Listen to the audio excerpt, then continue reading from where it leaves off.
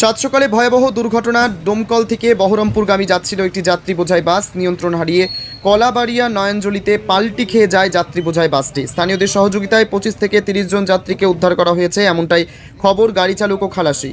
কোনো খোঁজ মেলেনি এখনও পর্যন্ত। স্থানীয়দের দাবি, এখনও হয়তো কিছু যাত্রী বাসের মধ্যে থেকে যেতে পারে বলে আশঙ্কা করছে অনেকেই।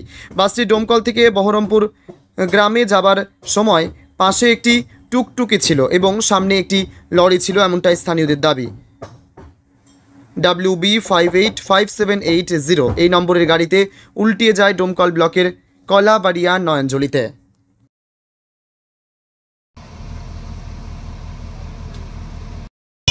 বাস পাল্টে এলো, জন লোক চুন্নু সব জান্না খুলে। আচ্ছা, কতজনকে মোটামুটি? ওই 20-25টা লোক বার করেছে। 25টা মতো। মারা গেছে এরকম? না, মারা যায় মারা যায় না, সব কামটা সব কিছু হাসপাতালে গেছে, কিছু ভালো ছিল। আচ্ছা, বাসটা কোন দিক থেকে আসছে? ডোমকল দিক থেকে। দমকলের দিক থেকে আসছে।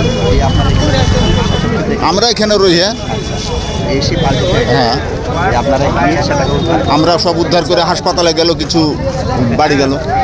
আচ্ছা, বাসটার কি নাম জানেন? বাসটার নাম তো জানছি না। বাসটা কি? আচ্ছা, বাসটা কি খুব গতিতে আসছিল? না না, গতিতে ছিল না, পাঁচজোড়া টুকটুকি ছিল যে পাশে। আপনার নাম? আমার নাম ইকরাম আলী।